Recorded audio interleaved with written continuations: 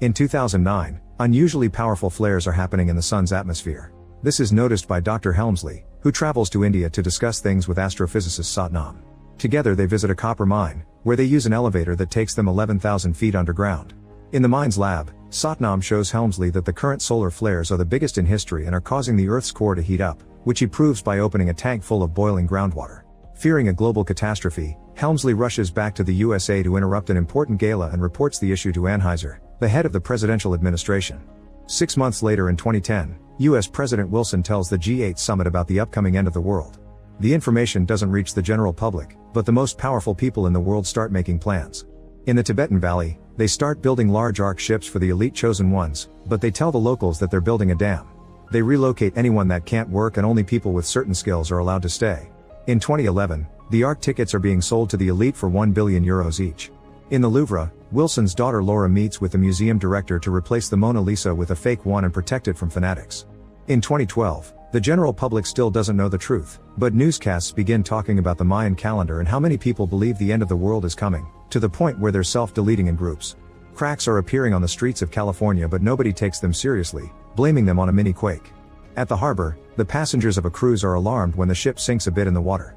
Later in the evening, Laura is called by the director of the Louvre, who informs her they've been lied to about the reason they moved the art and that he'll appear at a press conference to tell everyone the truth. Before he can say more, his car suddenly blows up and kills him. In the White House, Helmsley and Anheuser inform Wilson that their calculations were wrong and that the end of the world is coming faster than they expected. They're interrupted by Laura, who wants to know why the organization she works for is a sham. Wilson has no choice but to tell her the truth. Meanwhile, Jackson takes his kids on a family trip to Yellowstone. They're surprised to see a bunch of helicopters flying by and that the lake area has been fenced, but they ignore the warning signs and just climb over it. When they reach the lake, they're shocked to discover it's dried out and there are dead animals around it.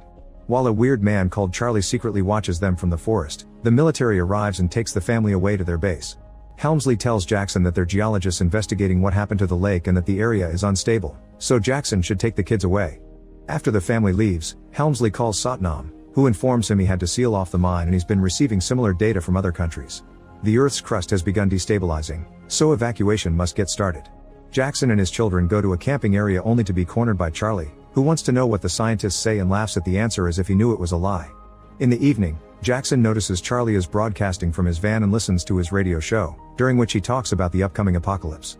Jackson decides to approach Charlie for more details, and Charlie shows him a silly animation about the Mayan prophecy. When Jackson stays skeptical that such a big secret could be kept, Charlie explains that anyone who tried telling the public the truth died, which he proves with a bunch of newspaper articles. Jackson notices that a professor he used to work with died 2 months ago, and Charlie says that this professor sent him a map with the location of government spaceships. Finding the idea ridiculous, Jackson returns to his tent. The next morning, the earthquakes in California get worse and a huge crack on the ground causes a supermarket to split in two. Thankfully nobody gets hurt, but Jackson's ex-wife Kate calls him to ask him to bring the kids home immediately. In the meantime, Anheuser informs Wilson that only 4 arcs were finished, meaning it won't be possible to save enough people. In a meeting with the heads of all states, Helmsley shares a report and explains they only have 2 or 3 days left, so Wilson announces they're starting an evacuation plan. After dropping the kids at Kate's, Jackson gets a call from his boss, a Russian oligarch called Karpov. He's secretly preparing for the evacuation, so he orders Jackson to bring his twin sons to the airport. One of the boys tells Jackson that he'll die soon while he gets to escape on a big ship right before another mini-quake hits the area. Thinking Charlie may have been right after all, Jackson rents a plane and rushes back to pick up his family. At that moment, a more powerful earthquake hits California, and this time houses begin crumbling down. Jackson arrives just in time to pick up his kids, Kate, and her new boyfriend Gordon. As houses collapse all around them, the streets also begin breaking down, so Jackson has to drive like crazy to avoid falling into a pit. Soon other people try to escape too and the streets get crowded, causing Jackson to drive through front yards and trees until the car jumps off a ground platform. Downtown, bridges and skyscrapers are breaking down too, causing thousands of deaths. After lots of driving, the group finally makes it to the airport, only to discover the pilot is dead. Gordon has taken a few flying lessons but has no experience, so he nervously tries his best and manages to fly the family off right before the airport is destroyed too. Soon most of Los Angeles has gone down and the sea is starting to cover all the cities on the coast. Moments later, the family stops at Yellowstone to find Charlie and his map, but Charlie isn't in the van because he's waiting for the end on top of a mountain. Jackson drives the van all the way to the mountain to find Charlie, only to watch tons of birds fly by and the hills start to sink down. While Jackson goes away in the van, Charlie stays to keep on broadcasting as a volcano erupts and blows up the area. Volcanic rocks begin raining down, killing Charlie and hitting the back of the van. Thankfully Jackson drives fast enough to jump over a crack on the ground and reaches the airport just in time. He still needs to find the map in the van though, taking so long that the ground keeps on cracking and the van falls. Thinking Jackson's dead, Gordon prepares the plane to take off, but suddenly Jackson climbs out of the van at the last second and runs to grab Kate's hand. Once he's safe, the plane finally takes off and leaves the area before they're reached by the eruption. Then Jackson checks the map and notices they must go to China, so they'll need a better plane. In the evening, Anheuser and Helmsley watch reports of natural disasters happening all over the world. Important landmarks are being destroyed, millions of people are dying, and everyone is losing any glimpses of hope. Helmsley thinks it's time to tell the general public the truth, but Anheuser refuses until the chosen ones are on board the Arks, claiming it's for the sake of survival. Then they tell Wilson it's time to leave, but Wilson has decided to stay and go down with his people. Anheuser takes over command, ignoring Helmsley's protests, and the plane leaves with them and Laura, who receives a last call from her father to say goodbye. Afterward, Wilson finally makes a public announcement to let the world know the truth. Meanwhile, Jackson's group has made it to the airport in Las Vegas, where Karpov is also waiting because all flights have been cancelled. He's brought his twin sons, his girlfriend Tamara, and even her dog. Jackson begs Karpov to take his family, but Karpov at first ignores him. However, when his pilot Sasha finally finds a plane they can use, he explains he'll need a co-pilot, and Jackson's family offers Gordon. Karpov accepts to take them all and they run to get aboard a huge plane that is carrying cars.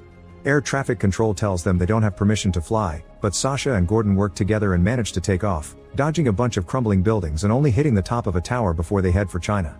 Moments later, when they fly over Hawaii, they're disturbed to discover it's completely covered by lava and there are almost no buildings left standing.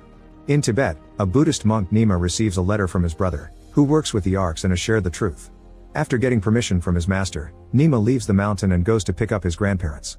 In Washington, D.C., volcanic ash won't stop falling, so Wilson opens the White House for people looking for shelter. When a little girl is looking for her dad, Wilson decides to help her and asks the paramedics outside, but suddenly an earthquake hits the area and brings down the Washington Monument. In the Vatican, people gather for prayer at a special mass, only to be interrupted by an earthquake as well. The building crumbles down and kills millions of people. At that moment, a report comes in announcing tsunamis forming all over the world.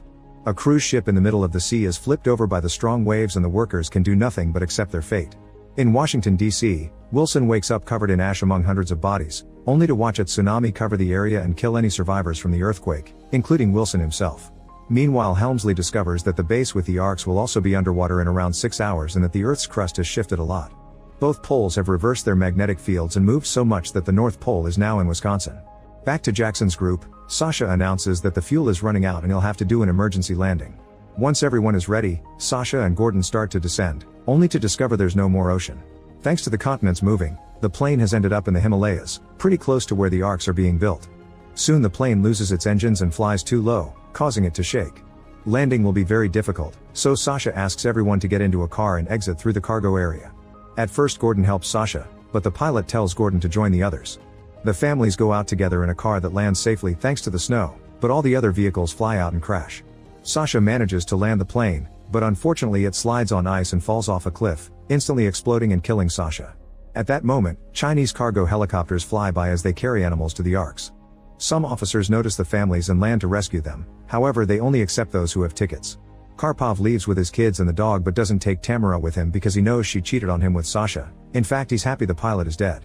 The group wanders around for a while until they see a truck pass by, so Jackson throws a rock at it to make it stop. The driver turns out to be Nima, who agrees to pick them up. Meanwhile, Helmsley's group also arrives in the area and notices lots of important people, like the Queen and her dogs. Only 4 Arks were finished, but the third one got damaged by the earthquakes, and lots of people like Karpov aren't allowed to board yet. Helmsley and Laura are disgusted to realize that among the important scientists there are lots of rich people with no skills, yet not a single Ark worker was given a ticket. When Helmsley gets into his cabin, he notices 10 people can fit there, yet they're favoring luxury. At that moment he gets a call from Satnam, who reveals no plane picked him up as promised and a tsunami is approaching his town, so he says a final goodbye before dying with his family. Afterward, a panicking Helmsley rushes to check the new data and reports that they only have half an hour before the wave hits the Arks. Outside the base, Nima arrives with the group, but his brother Tenzin refuses to receive anyone other than his family. Kate begs them to at least take the children, but the grandmother scolds Tenzin and convinces him to take everyone. The Arks are getting ready to leave and some people realize the workers couldn't fix the damaged ship, so the passengers of that Ark are being left behind. A furious Karpov punches a guard to make his way through the door, and the crowd immediately follows him towards the nearest Arkansas. However, the ship moves away from the platform, causing some people to try to jump. As a few people fall to their deaths, Tenzin leads the group to that same ark through an alternate safe path. Tamara notices her dog is with Karpov's children, so she whistles to call him over. The dog quickly walks on a narrow connection and reaches his owner right before the gates close, and Tamara says bye to Karpov with the middle finger. While Tenzin opens a secret passage inside the ark for the group, Helmsley watches all the people falling off the platform and can't take it anymore. He contacts the heads of all countries and asks them to open the gates so the rest of the people can come too, but Anheuser interrupts him to point out that they only have 15 minutes left before the wave hits. Helmsley doesn't give up and talks about how they're losing their humanity, mentioning what happened to Satnam. When Laura adds that Wilson would have opened the gates, the leaders give in and authorize them to open the gates. Inside the ark, Jackson's group gets in danger because they're sneaking around the lifting mechanisms, which start moving when the gates open. Tenzin and Gordon are pushed off and barely manage to hold on to the edge, but the spinning gears are hiring Tenzin's leg. Jackson rushes to help them and brings Tenzin back up, but unfortunately Gordon slips off and is ground to death by the gears. Jackson almost gets crushed too, but the cable they use to hold on gets stuck in the mechanism and jams it. The gate doesn't fully open, but it's still enough for the crowd to rush inside. With only 4 minutes left before impact, the wave is already getting closer and taking over the mountains, where Nima's master rings the temple's bell before dying. The gates start to close but Karpov is still outside, so at the last second he throws his kids into the ark before he falls to his death. Because of the cable from before, the gate doesn't close completely so the ark can't leave yet. The technicians check the cameras and find Jackson's group, so Helmsley runs to solve the issue. At that moment the tsunami finally hits the arks, killing all the remaining workers in the base. Water gets inside Helmsley's ark through the open door and as people panic, the security system begins blocking the compartments one by one. The chamber with Jackson's group is quickly sealed too, splitting them up and leaving the chamber flooded. To make matters worse, the wave sends a plane crashing against the ark, causing it to lose the supports and bump into the other ships. They need to activate the engine to move away, but it's impossible to do it with a gate open.